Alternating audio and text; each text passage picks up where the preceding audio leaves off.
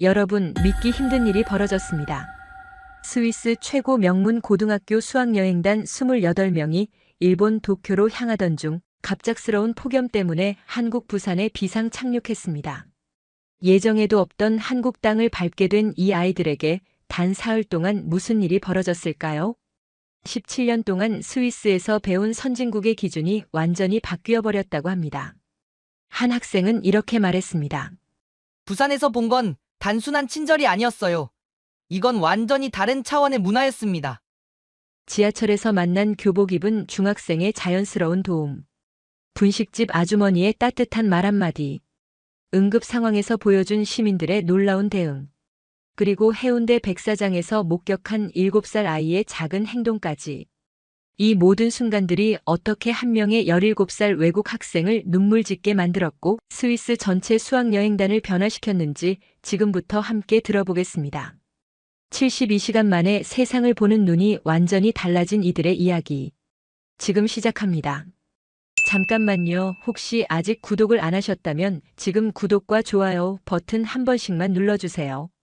이런 감동적인 이야기들을 놓치지 않으실 수 있을 거예요. 안녕하세요. 저는 스위스 취리히에 있는 칸톤 슐레 플루미셀베르크 고등학교에서 17년간 지리를 가르치고 있는 마르쿠스 밀러입니다. 매년 여름이면 우리 학교 3학년 학생들과 함께 아시아 수학여행을 떠납니다. 올해도 어김없이 28명의 학생들과 함께 일본 도쿄로 향하는 비행기에 몸을 맡겼습니다. 아이들은 벌써 몇 달 전부터 이 여행을 손꼽아 기다려왔거든요. 그런데 취리히를 출발해서 12시간을 날아간 뒤 도쿄 하네다 공항 상공에서 예상치 못한 방송이 들려왔습니다. 기장이 일본 전역에 극심한 폭염주의보가 발령되어 당분간 착륙이 불가능하다고 안내했습니다. 학생들 사이에서 웅성거림이 시작됐습니다. 어떤 아이는 걱정스러운 표정을 짓고 또 어떤 아이는 오히려 신기해했습니다. 그때 기장이 다시 방송을 했습니다. 대신 한국 부산 김해공항으로 비상 착륙한다고 말입니다. 부산이라는 도시 이름을 처음 들어보는 학생들이 대부분이었습니다. 저 역시 한국에 대해서는 기본적인 지식만 갖고 있었을 뿐 부산이 어떤 곳인지 구체적으로 알지 못했습니다. 다만 한국이 경제적으로 발전한 나라라는 정도만 알고 있었습니다. 김해공항에 착륙했을 때 오후 3시였습니다. 공항 밖으로 나서는 순간 아이들의 표정이 조금씩 바뀌기 시작했습니다. 공항 직원들이 우리를 보며 자연스럽게 미소를 짓는 모습이 인상적이었거든요. 입국 수속을 밟으면서도 놀라운 일들이 계속 일어났습니다. 우리가 예정에 없던 여행객이라는 걸 안 출입국 직원이 친절하게 임시 숙소와 교통편을 안내해 주었습니다. 심지어 부산 관광 안내 책자까지 챙겨주며 어디를 가면 좋겠다고 추천까지 해주었습니다. 택시를 타고 시내로 향하면서 창밖을 내다본 학생들이 하나둘 감탄사를 내뱉기 시작했습니다. 깔끔하게 정돈된 도로, 질서정연하게 움직이는 차량들, 그리고 무엇보다 거리 곳곳에서 느껴지는 활기찬 에너지가 인상적이었습니다. 숙소에 짐을 풀고 저녁 식사를 위해 근처 식당가로 나갔습니다. 그런데 이때부터 정말 예상치 못한 일들이 연달아 벌어지기 시작했습니다. 우리가 외국인이라는 걸 알아본 식당 사장님이 직접 나와서 메뉴를 설명해주고 맛있게 드시라며 반찬을 더 가져다 주었습니다. 한 학생이 저에게 조용히 말했습니다. 여기 사람들 정말 친절하다면서 스위스에서도 이런 대접 받기 힘들다고 했습니다. 저도 고개를 끄덕일 수밖에 없었습니다. 이것은 분명 단순한 친절 이상의 무언가였습니다. 그날 밤 호텔에서 아이들과 이야기를 나누며 앞으로 며칠 동안 부산에서 어떤 경험을 하게 될지 기대가 되기 시작했습니다. 예상치 못한 불시착이었지만 어쩐지 좋은 일이 일어날 것만 같은 예감이 들었거든요. 둘째 날 아침 학생들과 함께 부산 지하철을 이용해서 시내 관광을 나가기로 했습니다. 호텔에서 가장 가까운 지하철역까지 걸어가는데 벌써부터 아이들이 신기해했습니다. 지하철 입구가 생각보다 깨끗하고 현대적이었거든요. 역 안으로 들어서자 첫 번째 난관에 부딪혔습니다. 교통카드 자동 판매기 앞에서 학생들이 우왕좌왕하기 시작한 것입니다. 한글로 된 안내문을 보며 어떻게 해야 할지 모르겠다는 표정을 짓고 있었죠. 그런데 바로 그때였습니다. 뒤쪽에서 기다리고 있던 교복을 입은 중학생 정도 되어 보이는 아이가 자연스럽게 다가와서 도와드릴까요 하고 말을 걸었습니다. 그 학생은 마치 당연한 일인 것처럼 우리 아이들에게 교통카드 구매 방법을 차근차근 설명해 주었습니다. 어떤 버튼을 누르고 돈을 어떻게 넣어야 하는지 직접 시범까지 보여주었습니다. 심지어 우리가 가려는 목적지까지 물어보며 어느 호선을 타야 하는지 알려주었습니다. 저는 그 순간 정말 놀랐습니다. 스위스에서 17년간 학생들을 가르치면서 이런 모습을 본 적이 거의 없었거든요. 물론 스위스 아이들도 친절하지만 이렇게 자연스럽게 외국인을 도와주는 모습은 흔하지 않습니다. 더욱 놀라운 건 그 다음이었습니다. 그 중학생이 우리와 같은 방향으로 가면서 지하철 안에서도 계속 도움을 주었습니다.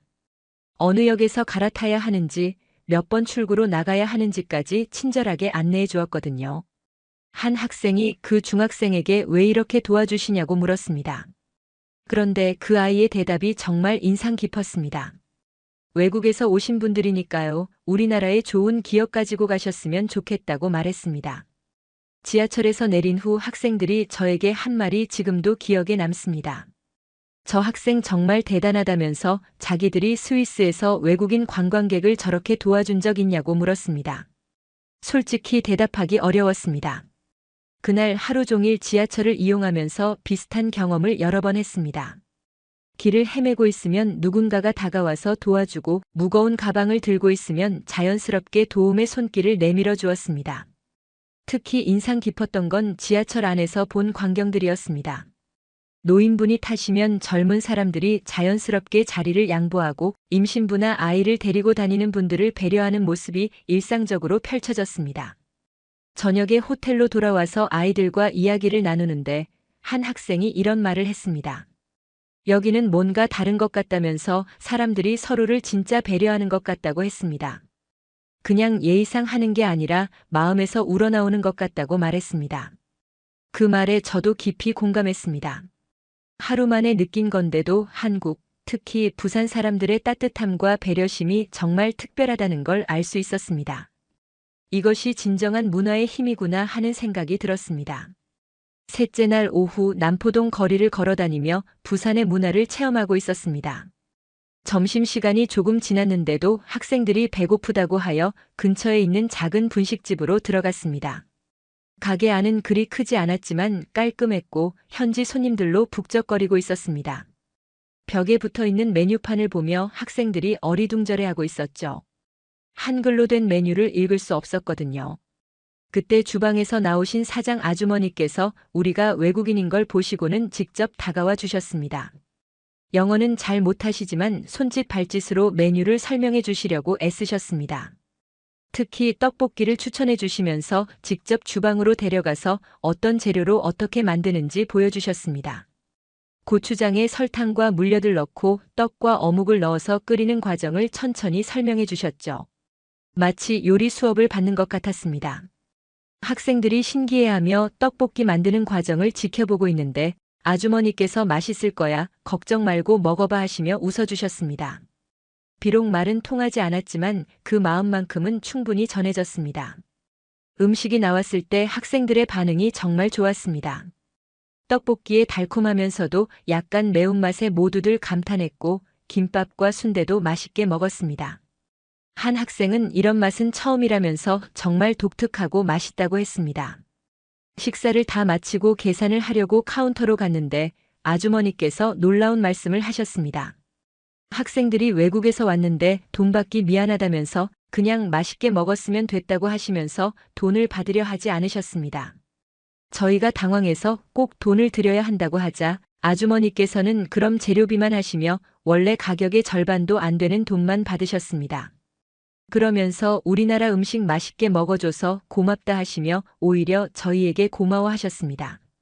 가게를 나서는데 한 여학생이 눈시울을 붉히고 있었습니다. 왜 우냐고 물어보니 저런 분을 만날 수 있어서 너무 감동받았다고 했습니다. 돈이 문제가 아니라 마음이 너무 따뜻하신 것 같다고 말했습니다. 사실 저도 마음이 많이 움직였습니다.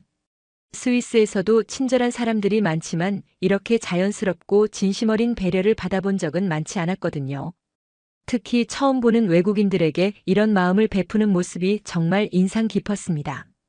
그날 저녁 학생들과 이야기를 나누는데 아까 그 아주머니가 3,000원으로 우리에게 정말 큰 걸 가르쳐 주신 것 같다고 한 학생이 말했습니다. 돈으로는 살 수 없는 마음을 보여주셨다고 했습니다. 정말 맞는 말이었습니다. 그 분식집에서 받은 건 단순히 음식이 아니라 진정한 환대와 따뜻함이었습니다. 이런 경험이야말로 여행에서 얻을 수 있는 가장 소중한 선물이 아닐까 생각했습니다.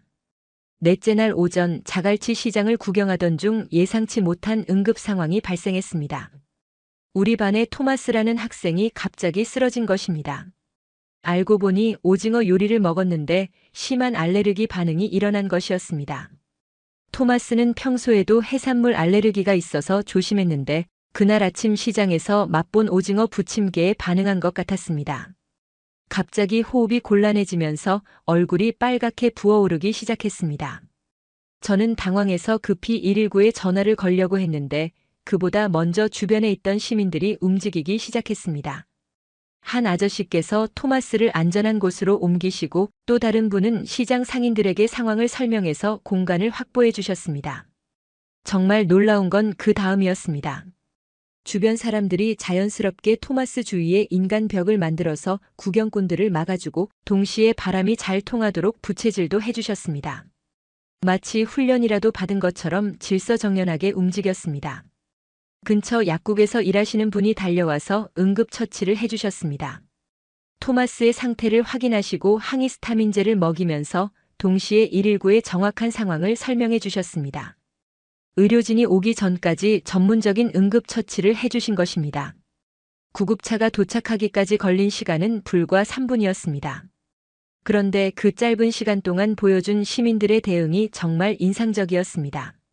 누가 시킨 것도 아닌데 각자 자신이 할 수 있는 일을 찾아서 도와주셨거든요. 구급차가 도착했을 때도 마찬가지였습니다. 길을 막고 있던 차량들이 자동으로 비켜주고 시장 상인분들은 구급차가 들어올 수 있도록 물건들을 옮겨주셨습니다. 모든 과정이 마치 영화를 보는 것처럼 매끄러웠습니다. 병원에 도착해서 토마스가 안정을 되찾은 후 의료진분께서 다행히 시민들이 초기 대응을 잘해주셔서 큰 문제 없이 회복됐다고 말씀해 주셨습니다. 그때서야 저는 안도의 한숨을 쉴 수 있었습니다. 더욱 감동적이었던 건 그 이후였습니다. 시장에서 도움을 주셨던 분들이 병원까지 찾아와서 토마스의 안부를 묻고 가셨습니다. 심지어 죽을 끓여서 가져와 주신 분도 계셨습니다. 토마스 본인도 너무 감동받았습니다. 자신은 외국인인데도 이렇게 도와주시다니 정말 믿을 수 없다고 했습니다. 스위스에서도 이런 도움 받기 쉽지 않을 텐데 라고 말했습니다. 다른 학생들도 마찬가지였습니다. 그날 일을 계기로 아이들의 한국에 대한 인식이 완전히 바뀌었습니다. 여기는 정말 사람이 사람을 소중하게 여기는 곳 같다고 여러 학생이 말했습니다. 저 역시 그 상황을 지켜보면서 한국 사회의 성숙함을 느꼈습니다. 위급한 상황에서 보여준 시민들의 대응은 단순히 친절한 정도가 아니라 진정한 공동체 의식의 발현이었습니다. 이런 사회라면 누구나 안전하게 살 수 있겠다는 생각이 들었습니다.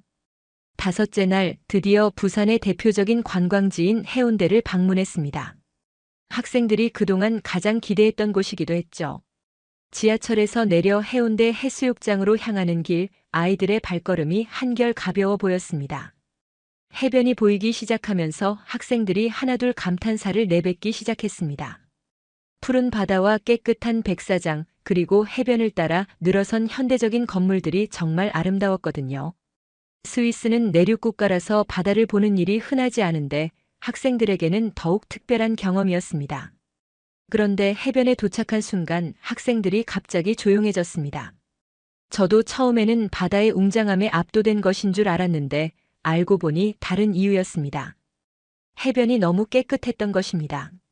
한 학생이 저에게 조용히 물었습니다. 여기 정말 관광지 맞냐면서 쓰레기가 하나도 없다고 했습니다. 정말 그랬습니다. 그 넓은 해변에 쓰레기를 찾아보기 어려울 정도로 깨끗했습니다. 유럽의 유명한 해변들도 많이 다녀봤지만 이 정도로 깨끗한 곳은 드물었습니다. 특히 여름철 성수기임에도 불구하고 이 정도 상태를 유지한다는 게 정말 놀라웠습니다.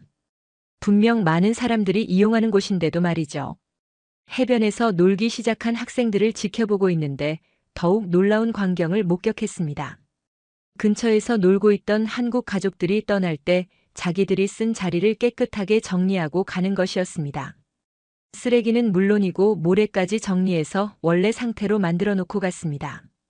더욱 인상적이었던 건 그 다음에 일어난 일이었습니다. 우리 학생 중 한 명이 실수로 물병을 떨어뜨렸는데 근처에서 놀고 있던 7살 정도 되어 보이는 한국 어린이가 그걸 주워서 쓰레기통에 버려주었습니다.